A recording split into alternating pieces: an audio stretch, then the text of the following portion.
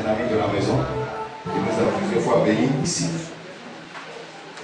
Un frère, quand je l'appelais, il était en voyage aussi. J'ai réussi à avoir son téléphone de l'extérieur, son numéro de l'extérieur. Je lui ai dit, moi j'ai programme avec toi ici, à Abidjan. Amen. Alors je crois que je descends à Abidjan. Comme c'était un ami, il a dit, je serai là. Jusqu'à hier, il ne m'a pas passé le coup. Comme c'était un ami hier, je l'ai appelé, je lui ai demandé, tu es où? Est-ce que tu es à côté de moi ici? Amen. Il m'a dit, je suis au pays. Je serai là demain avec toi. Amen. Je bénis le Seigneur pour ta présence. Je cherchais à t'écouter à cette convention. Alléluia. Est-ce qu'on peut se faire une convention? Une heure est en train de sortir. Amen. Et Dieu va nous parler par son serviteur. La Bible dit, celui qui sait recevoir un prophète en sa qualité de prophète recevra une récompense de prophète.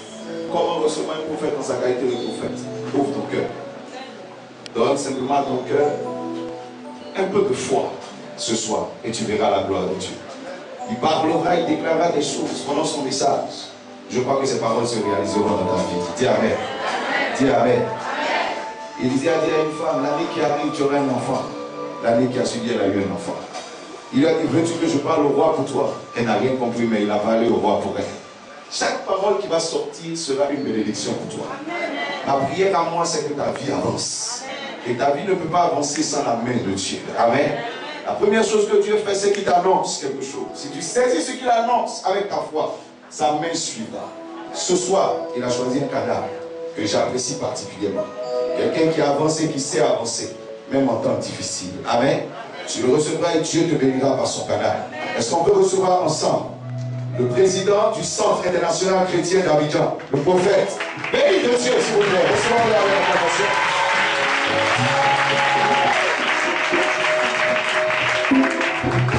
Alléluia. On peut s'asseoir.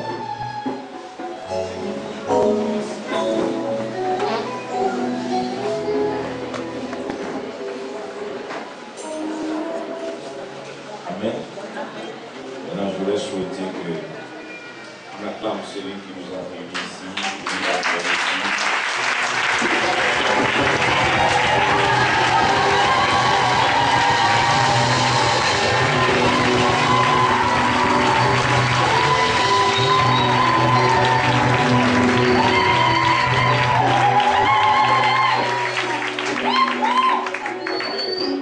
Le groupe musical a noyé la convention.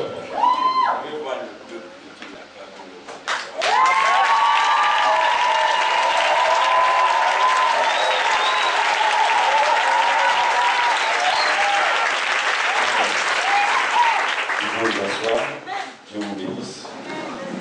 Ce soir, je suis très heureux d'être avec vous. Béni d'être l'invité de mon frère. C'est mon frère.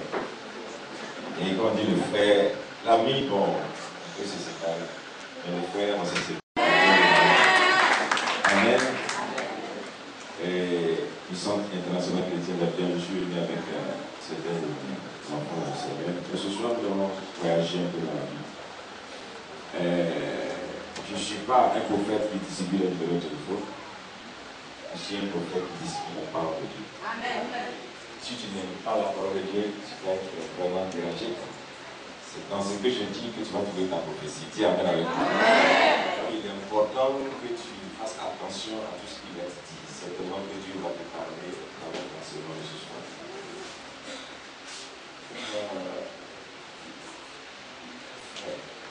Il s'est donné le portrait pour rester ensemble. Facile de progresser ensemble.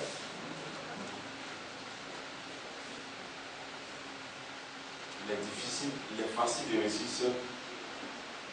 Et il est difficile de réussir ensemble.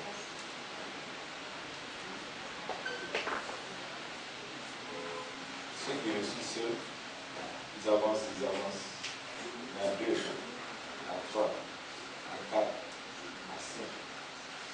C'est pas facile, hein? Mais là, il faut une progression ensemble.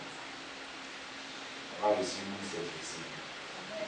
Ce soir, j'ai un thème que le Seigneur m'a donné, je vais partager avec vous, sur le pouvoir de l'esclavage.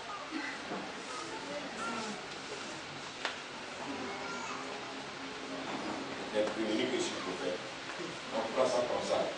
Comment est-ce que l'esclavage va avoir un pouvoir? Et je suis dans mon thème. Je ne sens jamais le thème que comme multiplication de Dieu à la grâce de Dieu. Le pouvoir de l'esclavage. Ça peut te choquer, mais je pense que jusqu'à ce qu'on arrive à la fin, tu vas comprendre. Genèse 9, verset 19 et verset 27. Je demanderai à ce que le pasteur Christian le lise. Nous lisons à partir du verset 19 au verset 27. Ce sont là les fils de Noé, c'est leur postérité qui peupla toute la terre. Noé commença à cultiver la terre et planta de la vigne. Il but du vin, s'enivra et se découvrit au milieu de sa tente. Cham, père de Canaan, vit la nudité de son père, et il le rapporta dehors à ses deux frères. Alors Sem et Japheth prirent le manteau, le mirent sur leur épaule, marchèrent à reculons et couvrirent la nudité de leur père. Comme leur visage était détourné, ils ne virent point la nudité de leur père. Lorsque Noé se réveilla de son vin, il apprit ce que lui avait fait son fils cadet. Et il dit, maudit soit Canaan, qu'il soit l'esclave des esclaves de ses frères. Il dit encore, béni soit l'Éternel, Dieu de Sem, et que Canaan soit leur esclave. Verset 27, que Dieu étende les possessions de Japheth et qu'il habite dans les temps de Sem, et que Canaan soit leur esclave. Amen. Fais toujours une fois avant de pécher. Amen.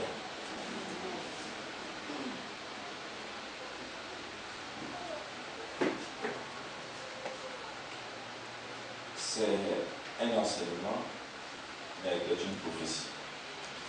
Je souhaiterais que tu saisisses ça dans la révélation des temps. Le temps dans lequel nous sommes.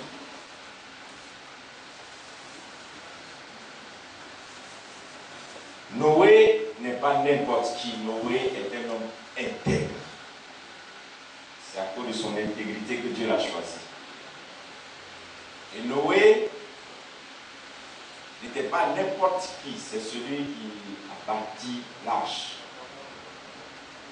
Celui qui a écouté la voix de Dieu. Parmi tous les hommes qui étaient méchants de son temps. Celui qui a pu collaborer avec les animaux. Parce que nous disons progressons ensemble. Mais je t'apprends que si tu veux progresser avec les gens, tu dois réussir à voir seulement les qualités en eux et à fermer les yeux sur leurs défauts. Et Noé, comment Noé a-t-il vécu avec des lions qui avaient leur caractère, des panthères qui avaient leur caractère, des serpents qui avaient leur caractère? Il les a contrôlés tout le temps. Pour avancer avec un homme, il faut savoir détecter les talents et fixer son regard sur les talents et non sur les mauvais caractères. Alors tu aideras ces personnes à changer. Et d'un coup, tu vas trouver ces personnes-là se retrouver en toi. Être ceux qui ne sont jamais et ceux qui n'ont jamais été. Amen. Et voici un homme qui a su à maîtriser tous les animaux de la terre. Et Noé va sortir de l'arche. Et la Bible dit que Noé va planter de la vigne. Mais je te rappelle que dans l'histoire biblique, c'est la première fois qu'un patriarche plantait de la vigne. Les Hébreux sont des bergers. Ils ne sont pas des planteurs. Donc, il est sorti des parents. Il était des bergers. Donc, sa culture, c'est d'élever des animaux. Ce qui a fait qu'il a pu maîtriser les animaux. Mais cette fois-ci, il sort, il ne commence pas à élever les animaux, il commence par planter. Il plantait. Et il plante quoi? Il plante la vigne. Et quand il plante la vigne, il va boire de ce vin. Et il est saoulé. Voici que son fils va venir le voir pour dire, papa, tu es saoulé. D'abord, est-ce que réellement le fils sait ce qu'on appelle saoulé? Parce que Noé a été intègre tout le long de sa vie. Et donc, il ne s'est jamais saoulé. Donc, ses enfants ne connaissent pas ce qu'on appelle une boisson. Donc, l'état dans lequel Noé était n'était pas un état que le fils connaissait. Le fils était ignorant de cet état. Ce qui a fait qu'il a cherché à voir pourquoi son père est dans cet état. Alors, il va dire à ses frères, on dirait que quelque chose se passe. Soit papa en train de mourir, il y a quelque chose. Parce que là, on n'a jamais vu notre père dans cet état. Les autres frères, ils vont venir, ils vont couvrir la nudité de leur père. Et quand le père va se réveiller, il ne va pas maudire celui qui a découvert sa nudité, il va maudire Canaan, qui est sorti de celui qui a découvert sa nudité. Est-ce que cet enfant avait tort? Je n'ai jamais vu papa dans un état, et je le vois dans cet état, c'est normal que je me pose des questions.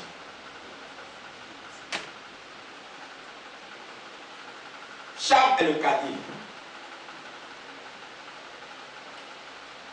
Et alors quand le père se réveille, comprenez très bien, je vous rappelle, ce qui sort de la bouche d'un patriarche, aucun prophète interplanétaire ne peut l'enlever.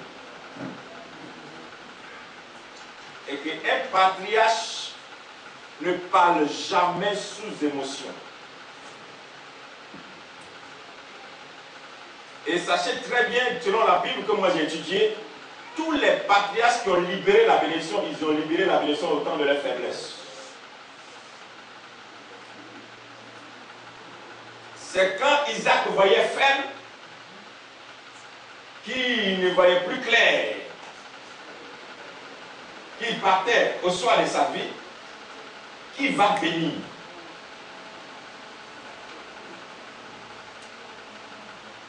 Amen.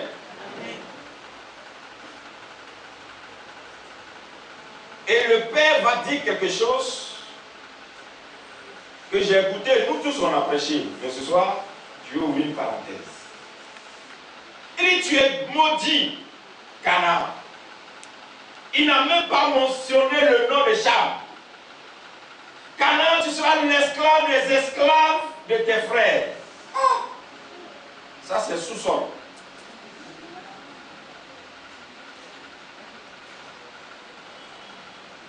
Genèse 10, verset 6.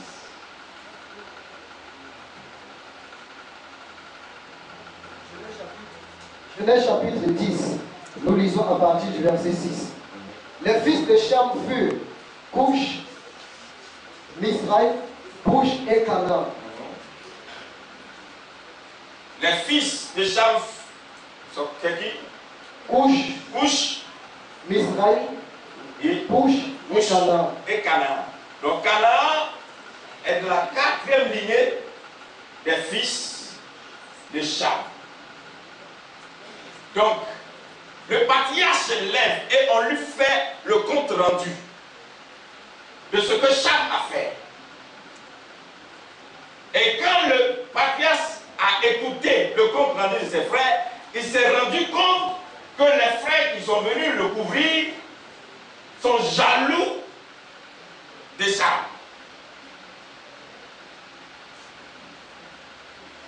Il a vu de loin ce qui allait se passer quand il ne sera plus. Et il tourne sa tête et dit devant tous, Canaan, tu es maudit. Et tu seras l'esclave des esclaves de tes frères. Et je suis sûr que tous ses frères, les frères de Cham ont appris, wow, voilà. Mais j'ai détecté avec l'esprit prophétique que le patriarche, comme Jacob qui a vu dans la destinée de Joseph, mais Joseph était avec ses frères. Et Jacob savait très bien que s'il disait à Joseph, devant ses frères, que c'est lui qui allait les libérer, les frères allaient tuer Joseph. Il ne donne pas de prophétie à Joseph, mais il dit seulement Joseph prend cet habit. Et en portant l'habit à Joseph, le patriarche n'a pas échoué, il n'a pas fait d'erreur. Laissez-moi vous dire, aucun patriarche ne fait d'erreur.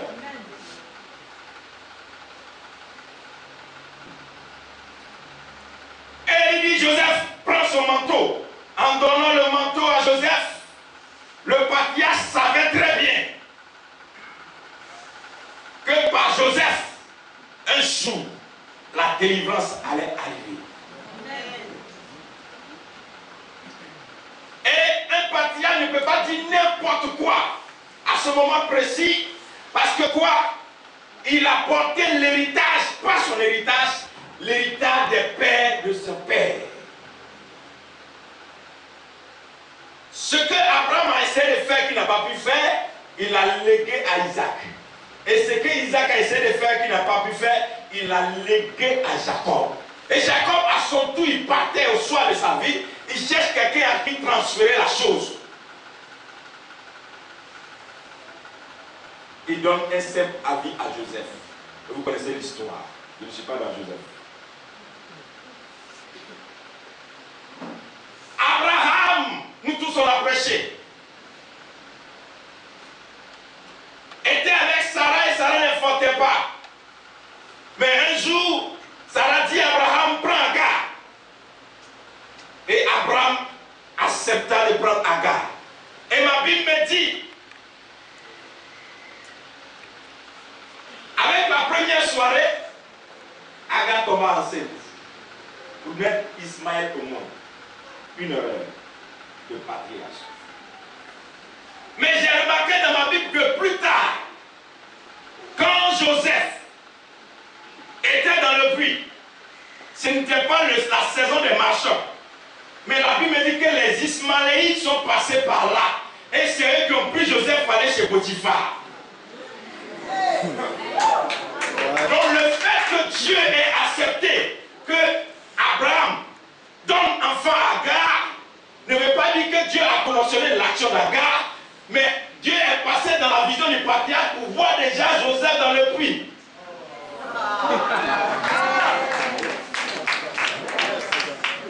Suis-moi un peu bien.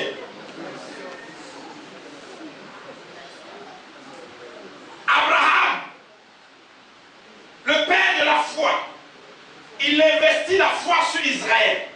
Et la Bible dit qu'il a aimé Sarah. Mais quand Sarah est morte, Abraham va épouser Ketura. Ketura est quoi? Est une africaine. Et il va faire des enfants avec Ketura. Et les gens disent qu'Abraham, toi tu es vieux, tu dois prendre femme encore, tu es fidèle. Mais plus tard, je dis aujourd'hui je ne parle pas de ça, mais je prends le temps, je vous ouvre seulement la fenêtre. Si Abraham n'avait pas enceinté Agar, Joseph n'allait pas chez Potiphar. Si Abraham n'avait pas écouté Ketura, la foi n'allait pas venir en Afrique. Moïse va recevoir la loi de Dieu. Et Moïse est sur la montagne. Moïse qui a jeûné 40 jours, 40 nuits, sans manger, sans boire. Dieu lui parle. Moïse c'est un dent pour dent.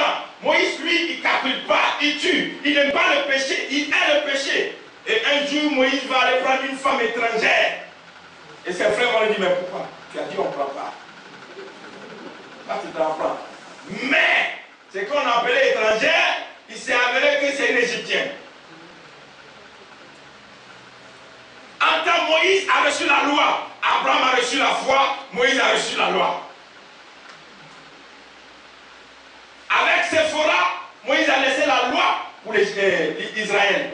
Mais il fallait que Moïse trouve aussi une personne. à qui il faut laisser la loi pour l'Afrique.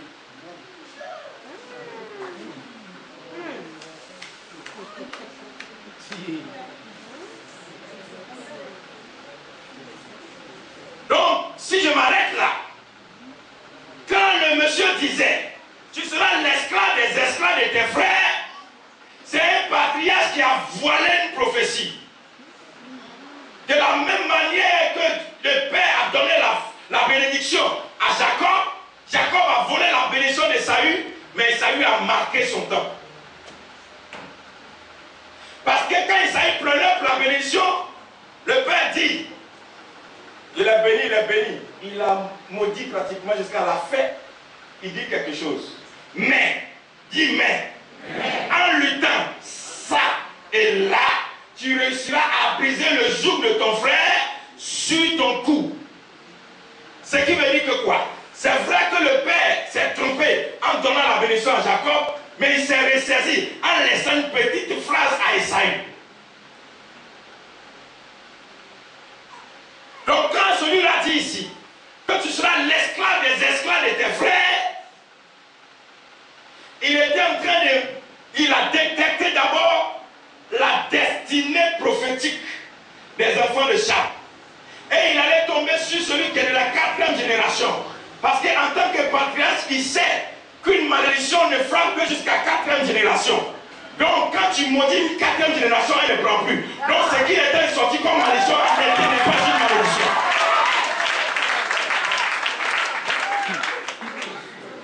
Ouais. Donne. Donc quand il disait, tu seras l'esclave des esclaves de ses frères, c'est une phrase voilée. C'est une prophétie cachée qui donnait à Canaan. Ainsi dit, Cham, tes frères t'ont éliminé de la course, mais je retransmets ta destinée dans la 4e génération.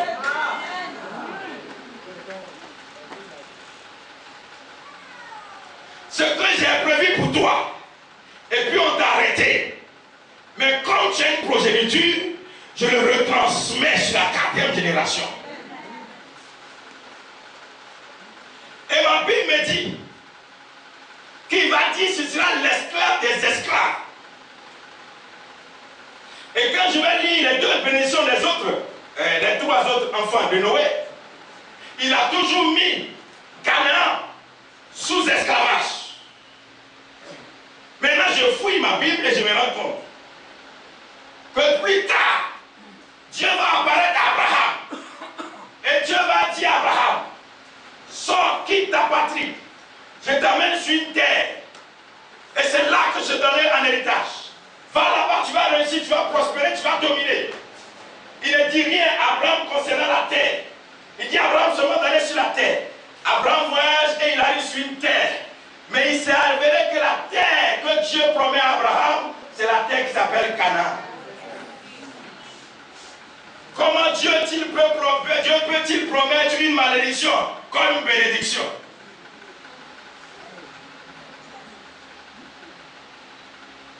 Et la Bible dit qui dit, je te donnerai un pays où coule le lait et le miel. J'ai pour dire, dans ce pays, ce qu'on n'a jamais vu ailleurs, c'est ce qu'on va voir là-bas. Si vous prenez après, vous allez lire, tout le monde connaît, nous sommes chrétiens ici, dans Lévitique 18, verset 3, tu vas comprendre. Josué 5, verset 12. Prenons Josué 5 comme verset 12, vous allez comprendre.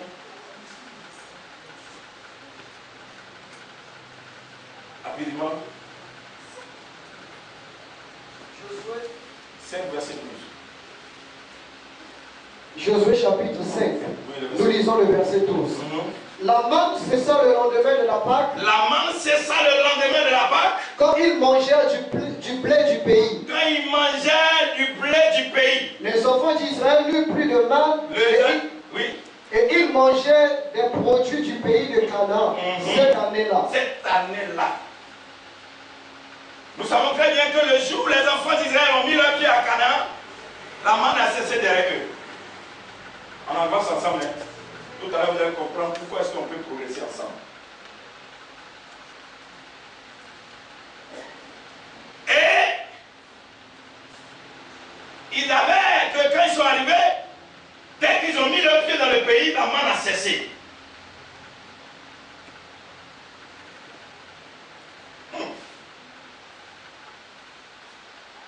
Quand tu arrives sur le territoire, il n'y a plus de miracle. Le miracle se produit au temps de repos. Mais quand on a l'activité, il n'y a plus de miracle. On s'appelle que chez vous. Ce que vous appelez miracle, c'est ce qui dépend de Dieu. Et quand Dieu fait un miracle pour quelqu'un, c'est qu'il a mis la personne en repos. C'est-à-dire que tu ne travailles pas, mais Dieu s'occupe de toi. Il te donne tout, tu fais tout ce que tu veux. Mais après, quand tu as fini avec cette phase, Dieu t'introduit dans l'activité. Et tu fais la manifestation. À partir de cet instant, il n'y a plus de miracle. Le miracle commence quand tu avances. Le miracle commence quand tu plantes. Le miracle commence quand tu parles. Le miracle commence quand tu agis. Le miracle commence quand tu bâtis.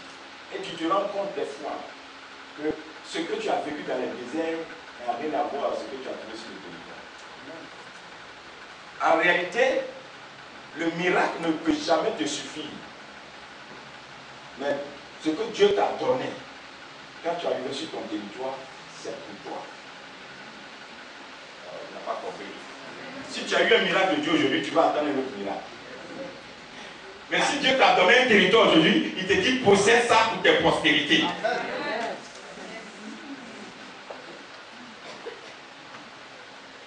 Je ne voulais pas m'arrêter là, mais je voulais dire quelque chose. Donc, quand ils sont arrivés là, Dieu, comment est-ce que Dieu peut donner ce pays? Un pays où quand tu arrives, Dieu fait marche arrière. La limite de Dieu était la porte du désert et l'entrée à Canaan. Dieu était avec le peuple d'Israël. Tout le temps, ils étaient dans le désert. Mais quand ils sont arrivés à Canaan, il dit, vous avez tout pour réussir.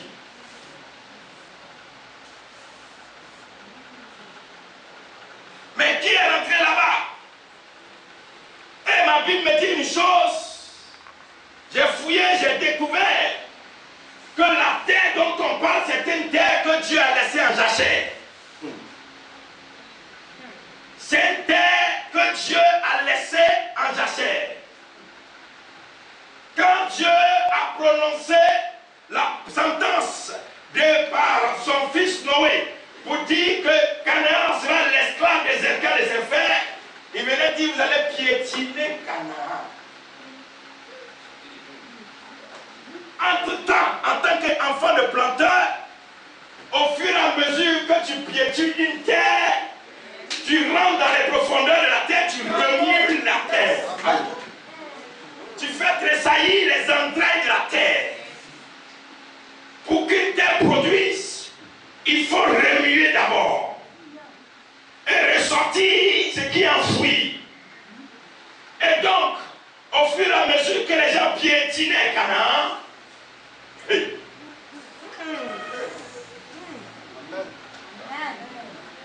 Dieu ne donne jamais ce qui n'est pas bon à celui qui l'a choisi. Quand Dieu te donne une voiture qui tombe en panne sur l'autoroute, mais toi je lui dis merci Seigneur pour cette voiture que tu m'as donnée. Quand Dieu te donne une femme qui n'est pas encore en train d'accoucher, mais toi tu lui dis merci Seigneur pour cette femme que tu m'as donnée. Quand Dieu t'a donné un pasteur qui n'a pas encore dignifié comme les autres, mais toi je commence à dire merci au Seigneur pour le pasteur qui t'a donné. Parce que c'est ce qui est piétiné. C'est celui-ci qui en marche. Celui-ci qui en fait pas attention. Ils passent et ils ne passent, mais ils ne font jamais attention, mais ils piétinent. Et au fur et à mesure qu'ils piétinent, il y a des creux. Et quand la pluie arrive, la pluie reste dans les creux. Entends la terre qui n'a pas été piétinée, laisse passer la pluie.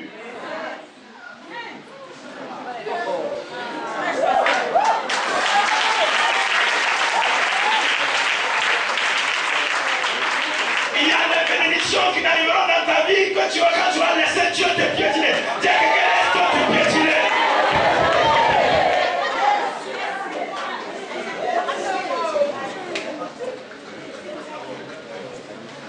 Quand Dieu te piétine, ne pleure pas.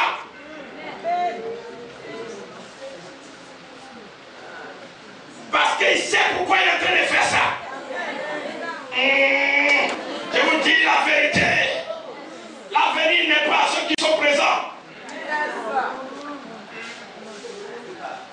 L'avenir, c'est pour ceux qui vont vivre dans le futur. Et Dieu ne donne jamais la destinée à ceux qui sont présents. Il projette ça pour ceux qui vont vivre dans le futur. Laisse ceux qui se marient maintenant se marier. Laisse ceux qui voyagent voyager. Laisse ceux qui prospèrent se prospérer. Parce que ce que tu ne sais pas, Dieu t'a programmé dans son avenir.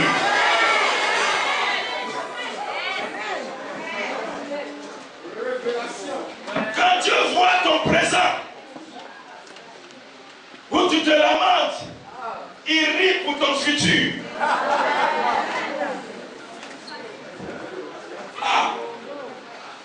Et c'est là qu'il dit, si mon fils et ma servante pouvaient comprendre seulement que les projets que j'ai formulés sur toi sont des projets de paix et non de malheur. Ça ressemble à malheur, mais c'est pas malheur. Ça ressemble à malédiction, mais c'est pas malédiction. Ça ressemble à blocage, mais c'est pas blocage. Ça ressemble à célibat, mais c'est pas célibat.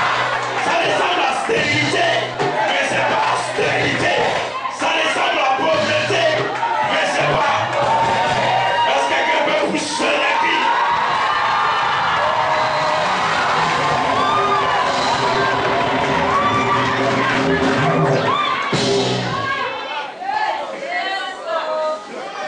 Un pays où coule le lait et le miel.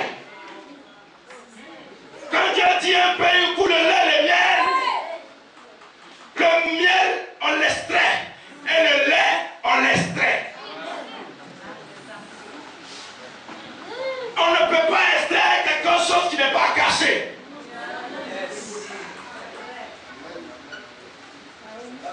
Dieu dit, je te donne un pays, mais dans ton pays, ils vont extraire. Mais pour le moment, ce pays est voilé. C'est pourquoi vous allez vous rendre compte que dans le mystère du monde entier, il y a des pays qui ont connu leur richesse pétrolière il y a 1960. Mais jusqu'à aujourd'hui, on trouve du pétrole dans d'autres pays encore. Pourquoi? Quand Dieu veut révéler la gloire d'un pays, il révèle la richesse du pays. C'est à partir de la richesse que le pays bâtit sa gloire. Et donc, quand le temps de la gloire d'un pays n'est pas encore arrivé, Dieu voile. Dieu a mis le voile sur ta vie, mais ça ne veut pas dire qu'il n'y a rien à l'intérieur.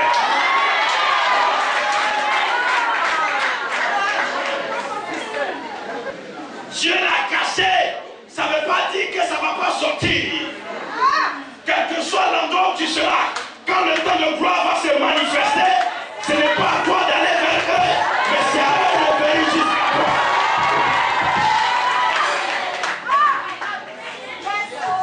Et ma Bible me dit une chose, pour montrer au monde entier que Dieu se cache, Dieu prend son fils, il le met au monde, il l'envoie dans une bergerie, au milieu des bêtes.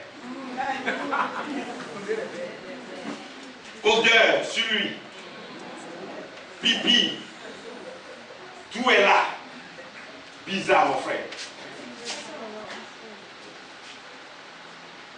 Alors, une étoile va donner un signal à des rois mages. Ils sont des païens qui n'ont jamais écouté l'évangile, qui n'ont pas besoin d'être évangélisés pour apporter ce dont le roi a besoin.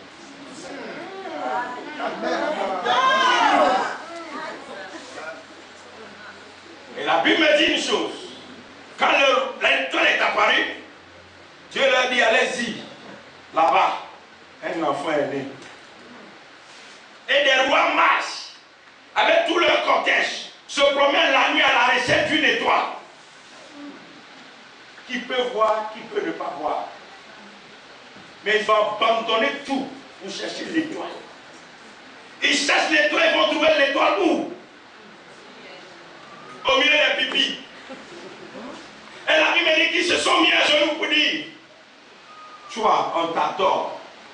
Parce que ce n'est pas ta nullité qui compte. Ce n'est pas là où tu es né qui compte. Ce n'est pas là où tu es cliché qui compte. Mais c'est ce qui est sur ta tête qui compte. C'est pourquoi je parle au cœur de quelqu'un ce matin. Ce soir plutôt. Écoute-moi bien. L'esclavage est un pouvoir. Je finis par là, tu vas comprendre.